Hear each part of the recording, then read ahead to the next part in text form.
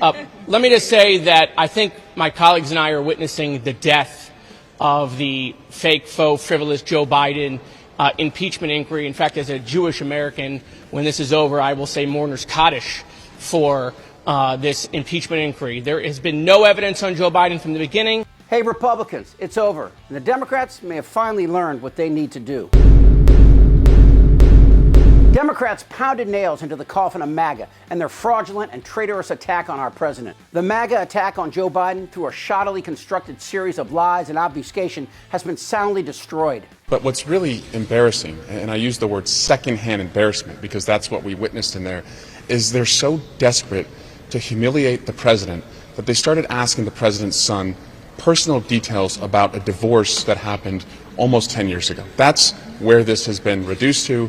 And they're doing all this, by the way, when we're just days away from the government shutting down. We're critically in need of funding for Ukraine, the humanitarian crisis over in the Middle East, and more security and a broader immigration plan in this country. They're wasting time, squandering an opportunity to do that because they've never accepted Joe Biden as the president. And now, in this last Hail Mary effort, they're going to try and pull off something. I promise you, past this prologue, it's not going to work. That's Congressman Eric Swalwell referring to Hunter Biden's closed-door testimony this week, where he methodically crushed the MAGA BS and further exposed the Republican Party as a pack of sniveling, disease-infested rats. This fraud began with this guy, James Comer, a congressional hack who can't make a dog sit, much less orchestrate a fraud of this magnitude. In a nutshell, Comer, along with Jim, I'll meet you in my basement, Jordan, failed miserably in their weak and transparent attempt, and in doing so have exposed MAGA, right-wing media, and this skin tag not only as liars and cheats, but incompetent ones as well. I want to be very clear. That first hour of this much anticipated testimony was the nail in the coffin to what is a complete bogus and sham impeachment inquiry.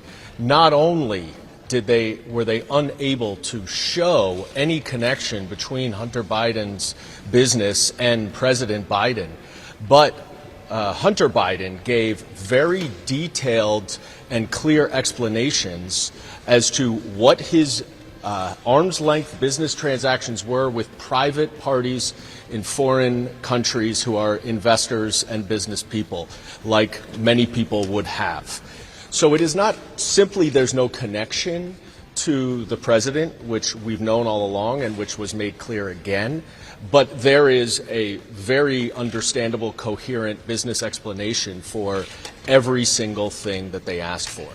Here are the lies and the danger hidden right below the surface. Number one, Republicans constructed a bull tale of Hunter Biden receiving money from shady Ukrainians, then handing that money to his father to influence policy. Republican Chuck Grassley, who has a more than passing resemblance to Beelzebub, released a document containing a confidential FBI informant's unverified claim that years ago the Biden family pushed a Ukrainian oligarch to pay them $10 million.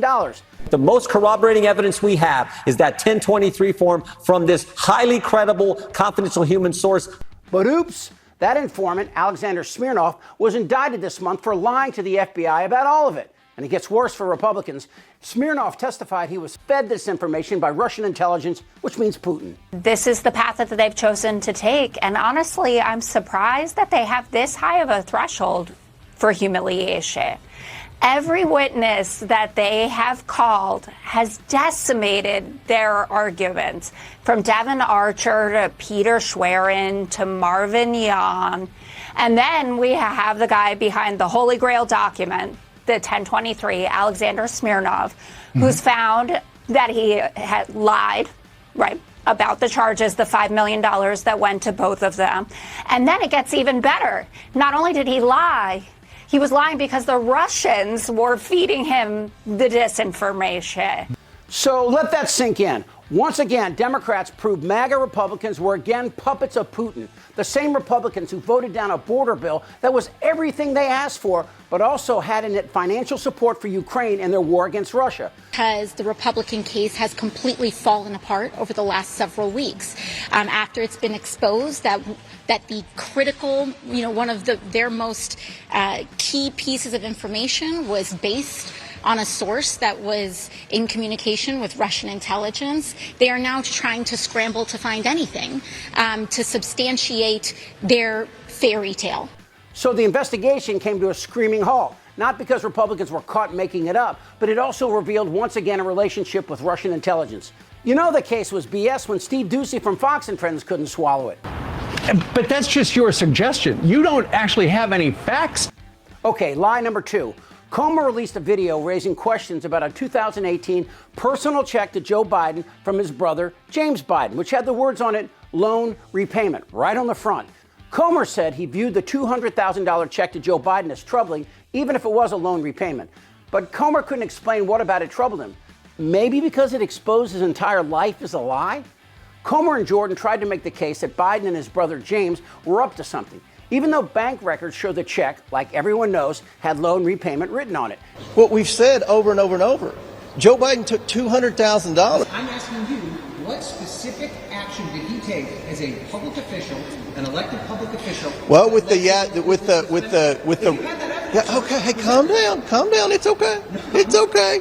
All the angry liberals and what you're saying, they'll be all right, okay, all right. They're still lying, though. That's Comer repeating the lie about the $200,000 check, despite all the evidence to the contrary, neither of whom bothered to do any research on this story. Had they done research, they would have seen what I just told you, that the $200,000 was a repayment of a loan from one brother to another at a time when Joe Biden was not even in office. And Hunter Biden's testimony sealed the deal. These guys can't even get their lies straight. So let me summarize this. There was a loan and a repayment when Joe Biden wasn't even in office. And Republicans had no idea if there was a crime, what the crime might be. Maybe, and I'm just spitballing, MAGA Republicans, being the rat they are, were jealous of Biden's generosity and concern for his own family. This is unreal. Almost every day on Fox, Comer keeps saying he does not believe that Biden had actually made a loan to his brother. Comer says the Democrats are lying, saying at the end of the day, there's no document that shows there was a loan. Oh, except that there are things called bank records, you dumbass, and you had them. You knew. The banking records provided substantial evidence in support of the Biden brothers' assertions that there was indeed a $200,000 loan from one brother to another. And this is important. These financial records, along with Smirnoff's lies and subsequent arrest, along with Hunter Biden's testimony, have left no room for doubt that this was a deceitful, orchestrated attempt to harm Biden before next November. And it failed spectacularly. I could say that it exposed MAGA as a tribe of morally and mentally challenged pig herders, but that's like saying the sky is blue. You could also say this was a victory for Democrats and the United States, but it's unlikely what I've told you today will be repeated on Fox, Newsmax, OAN, or whatever other rock they turn over for news. But I want to get your take on specifics in terms of evidence that shows the president's hands are dirty here. You can tell Bartiromo knows there's no evidence, and so does MAGA election denier Johnson, but they just can't stop lying. And finally, here's the real concern. Putin fed Smirnoff the lies about Biden with one intent, to assist Trump in the 2024 election. Why? If Alexei Navalny were still alive, he might better explain his writings, which reveal the real worry Russians have about another Trump presidency. Navalny, a Russian dissident who was murdered by Putin, had a different lens than most Americans. He could see firsthand what unabated power produces. The loss of civil rights, violent attacks on media and other forms of dissent, and a dark dystopian future. But Putin didn't give this information to Democrats. He gave it to Republicans. Why? If you think I'm overstating the threat MAGA poses, look at the lengths Trump has gone to create this chasm between Americans. And imagine if this unhinged sociopath controlled all three branches of government. Where might he go next? Today, Democrats nailed the coffin on this impeachment inquiry. But we're not done. It's getting dark, and stopping Trump's ascent from the grave requires a stake right into the heart of MAGA, which would be easy if they had one. Who's with me? This isn't their Republican Party anymore. Am I wrong? Damn right. TikTok. You're in a lot of trouble, Donnie. Follow, like, and hit notifications as Really American keeps you up to date on the latest Republican cult lie in this very important year. For Really American, I'm Chip Franklin.